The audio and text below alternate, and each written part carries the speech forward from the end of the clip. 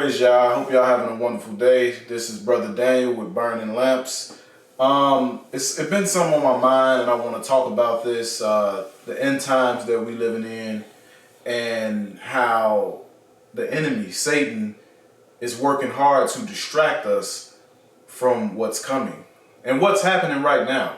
Okay, we're too focused on what's going on right now in our lives. Money, jobs, careers, pleasure, going out, doing this, doing that. It's all about our own selfish desires. And those things will lead us to destruction. All right, we need to think about the future. That's what wisdom is all about. We need to think about the future and what it holds, okay? So first, I would like to pray to the Most High. I ask the Most High in the name of our Master, Yahushua Mashiach, the Christ, that He will bless those who watching, and that He will open up our minds that we may receive wisdom, knowledge, and understanding from His Word, and that we may understand, okay? We're going to kick it off, and we're going to go to Matthew 24, and we're going to read verses 32 to 42. And it says, "Now learn a parable of the fig tree. When its branch is yet tender and putteth forth leaves, you know that the summer is near. So likewise ye, when you shall see all these things, know that it is near, even at the doors. Verily I say unto you, this generation shall not pass till all these things be fulfilled. Heaven and earth shall pass away, but my word shall not pass away." Okay? So he's saying, look, we know just by looking outside when the seasons is changing. We can look at the trees, we can look at the weather, we can look at the skies, we can look at different things. Right now, we should see that things is changing drastically. All of the signs that the scriptures say is coming to pass, which shows us that we are living in that time that we need to get our souls together. Okay? Verse 36 says, "But of that day and hour knoweth no man, no, not the angels of heaven, but my Father only. But as the days of Noah were, so shall also the coming of the Son of Man be. For as in the days that were before the flood, they were eating, drinking, marrying, and giving in marriage until the day that Noah entered into the ark, and knew not until the flood came and took them all away, so shall also the coming of the Son of Man be." All right? Because people wasn't concerned. In the days of Noah, they was only concerned about themselves, only concerned about their pleasures and what they wanted to do in their life. And then when the flood came, it just came upon them. It just came upon them suddenly, okay? And this is how he's going to return. He said he would be like a thief in the night to some. He's just going to pop up, okay? And at that last minute, I would hate for any of us to, because so many thoughts will go across your head. Man, I should have did this. I should have did that. I should have listened to this, okay? And it says, then shall two be in the field, the one shall be taken and the other left. 2 women shall be grinding at the mill, the one shall be taken and the other left. Watch therefore, for you know not what hour the master cometh, okay? So we should be watching. We should be looking at what's happening in the world, watching the signs and times, and keeping our minds in the right place, okay? Let's go to Genesis chapter 6. We're going to see what happened during the flood, because he spoke about the flood. So let's see what happened, all right? In Genesis chapter 6, we're going to start at verse 1, all right? And it says, "And it came to pass, when men began to multiply on the face of the earth, and daughters were born unto them, that the sons of Elohim saw the daughters of men, that they were fair. And they took them wives of all which they chose." Okay? So these men, these sons of Elohim, I know many people think that it's talking about angels. I don't want to get into that right now, too deeply into that. But this is talking about the sons of Elohim, the men that walked upright. He told them, do not marry these women. Why? Because these specific group of women are not worshiping me. They are not following me. Okay? People were into idolatry and demonic worship, and you cannot bear children with these types of women, okay? But men were in their flesh. Just as we see today, where if you are a man of the Most High, you cannot marry and raise children with a woman of the world, because your children will not turn out right, right? Now, verse 3, he says, and Yah, this is how we know it's talking about men and not angels, because he said, Yah said, my spirit shall not always strive with man, for that he also is flesh, yet his days shall be 120 years. See? He said, my spirit shall not always strive with man. They're not listening to the spirit, because the spirit is wants to lead them in a direction that they should go and not marry these women, but their flesh, when they see these beautiful women and they see their physiques and their bodies, they say, hey, they listen to what their flesh is saying, and they go and get these women, even though it's going against what the will of the Most High is. Okay, this is what they were doing. He said, their days shall be 120 years. Men were not living to 900 and 1,000 years as time went on because of this. All right, it says, there were giants in the earth in those days, and also after that, when the sons of Elohim came in unto the daughters of men, and they bare children to them, the same became mighty men which were of old, men of renown, giants, okay? These were men that were 9 feet tall, 10 feet tall. Some of them get as tall as 15 feet. I haven't seen anybody that was taller than 13, 15 feet throughout history, what I read in the scriptures, okay? These men were not no 600, 700 feet tall, okay? And when these men of Elohim made it with the women of the world, they began to bear children that were warlike, men of renown, men that were generals, men that were coming together and battling with one another, okay? Now it says, verse 5, and Elohim saw that the wickedness of man was great in the earth, and that every imagination of the thoughts of his heart was only evil continually. And it repented Yah that he had made man on the earth, and it grieved him at his heart. You see that? So he destroyed man except for Noah and his sons, because every imagination in the heart of man was evil continually. And that is what is going on today. Okay? And Satan's tactics and his craftiness and the things that he's pushing upon us is not making things any better. It's actually planting seeds of wickedness in your mind. Okay? Let's go to Matthew 6.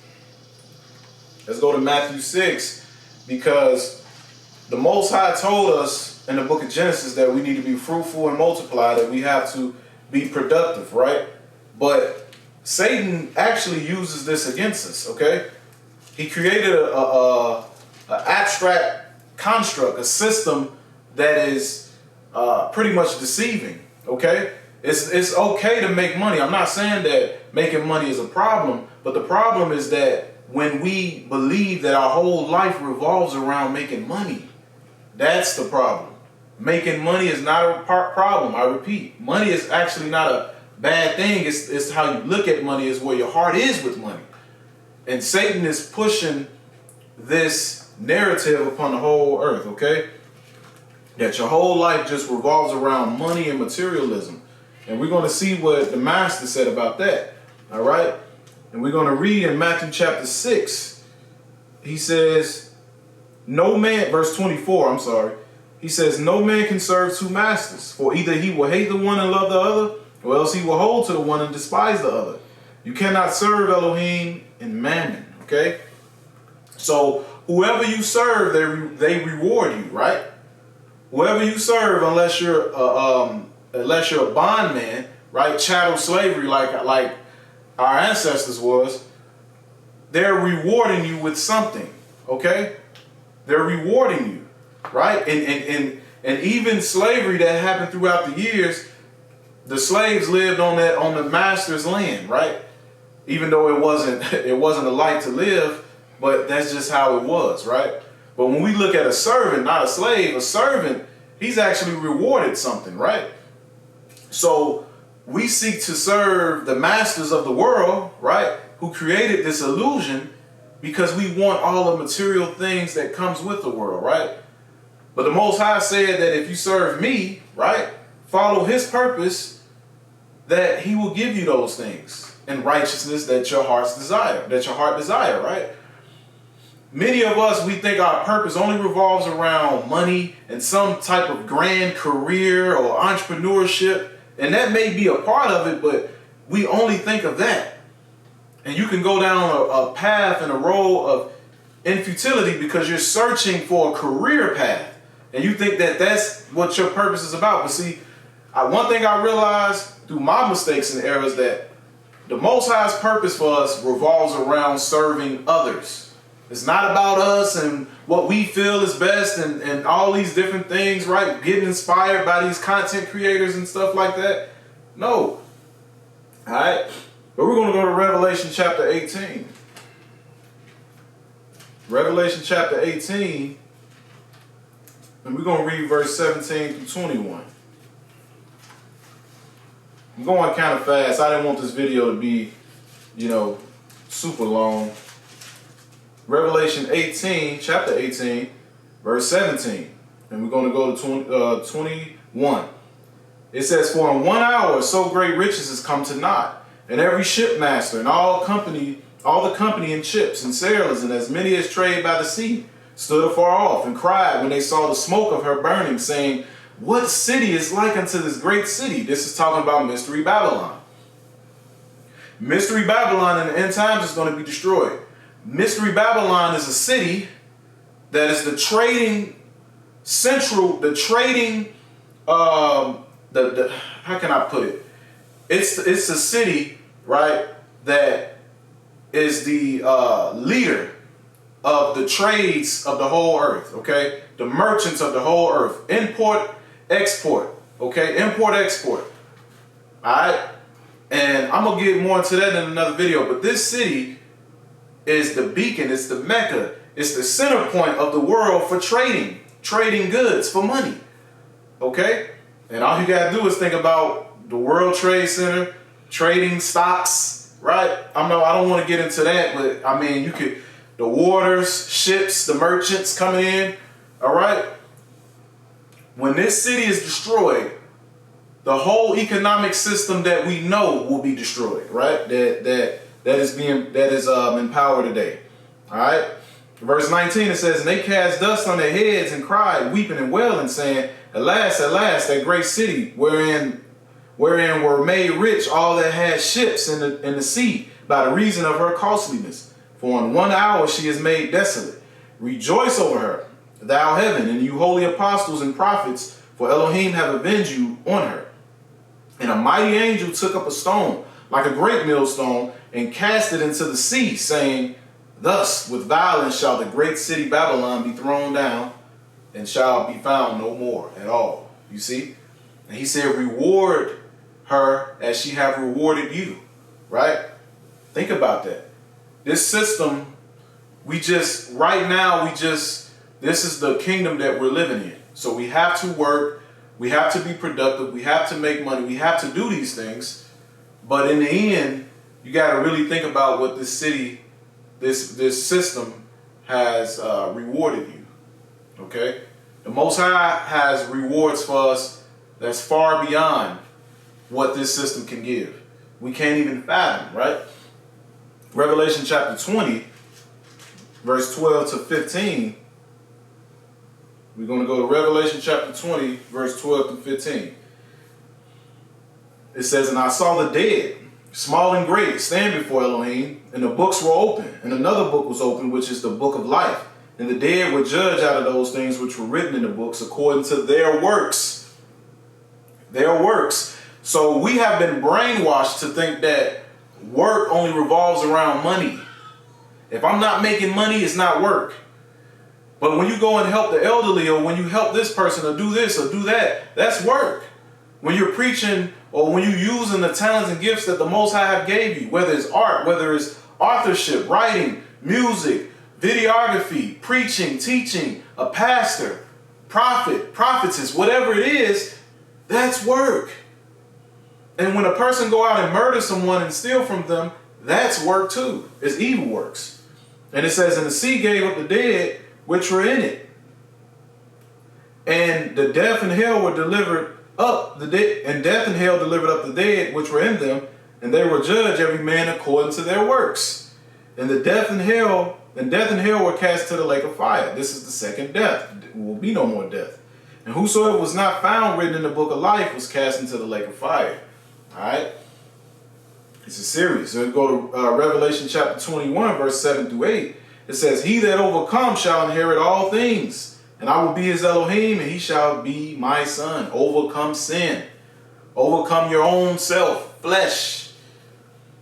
But the fearful and unbelieving, and the abominable, and the murderers, and whoremongers, and sorcerers, and idolaters, and all liars shall have their part in the lake which burneth with fire and brimstone, which is the second death. Those things that he named, those are forms of work, okay? You can lying, cheating, stealing, killing, being a sorcerer, an idolater, witch, a wizard, those are works, okay? Those people are working. They just working for evil. In Luke chapter, let's go to Luke chapter 12. We're going to close it out with Luke chapter 12. Okay, we're going to close it out with Luke chapter 12.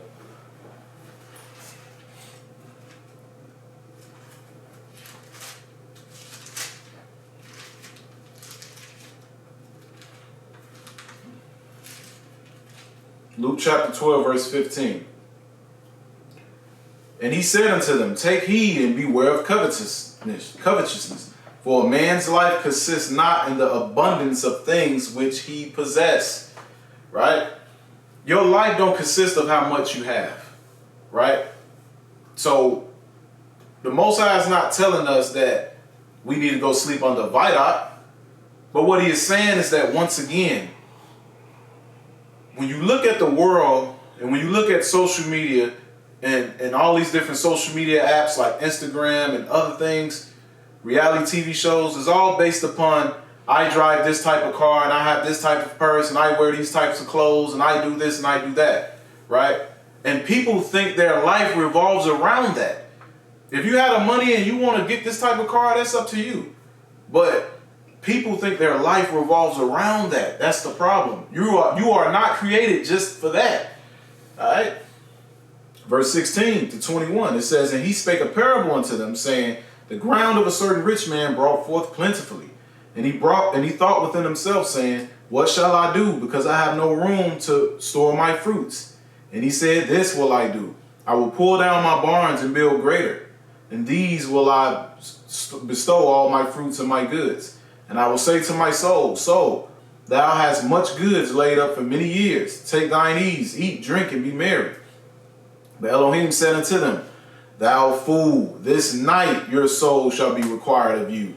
Then whose shall those things be which thou hast provided? So is he that layeth up treasure for himself and is not rich toward Elohim. You don't know when you're going to die. So you don't want to live a life of constantly chasing these things that would never make you happy. But when we follow the true will and purpose that the Most High have for our life, he will supply us with those things. He will bless the work of your hands. He'll bless your business, your career, and this and all these different things, right? He will put things in motion and put things in place that you'll be fine. But when we put that to the side and we just say, hey, I'm going to only focus on this because I want to get this money and all these different things. And we got to really ask ourselves, is the reason I'm doing this, is it a selfish reason for it? Am I really trying to serve others, right? But we're going to close it out. We're going to go to verse 29 to 31. And it says, and seek ye not what you shall eat or what you shall drink, neither be of a doubtful mind. Do not worry about those things. You are not living for the sole purpose of getting material things, all right?